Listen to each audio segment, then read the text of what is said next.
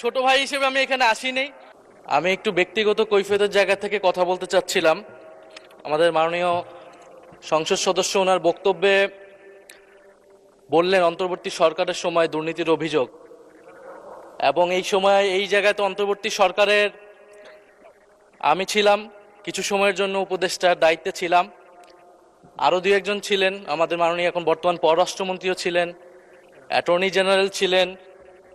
তো আমি তো নির্বাচনের বহু আগেই পদত্যাগ করে চলে এসেছি। এখন দুর্নীতির অভিযোগ যদি উনি বললেন, ওনারাই সরকারে আছেন, ওনাদেরকে এটা প্রমাণ করতে হবে।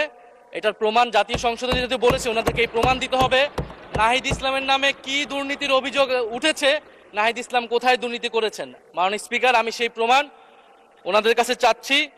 আরেকটি বিষয় মাননীয় স্পিকার, আপনার দৃষ্টি আকর্ষণ করছি, এখানে সবাই জনগণের ভোটেই নির্বাচিত হয়ে এসেছে, সবাই নির্বাচিত প্রতিনিধি। হ্যাঁ, আমার বয়স 28, আজকে আমার জন্মদিন, এবং আমি নবীন সদস্য।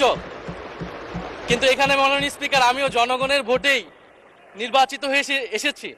কারো ছোট ভাই হিসেবে আমি এখানে আসিনি। ফলে সবাই মাননীয় সংসদ সদস্য হিসেবে সবাই যে সম্মান মর্যাদা প্রত্যাশা করে, সবাই যেটা পায়, আমরাও কিন্তু সে একই জিনিস প্রত্যাশা করি।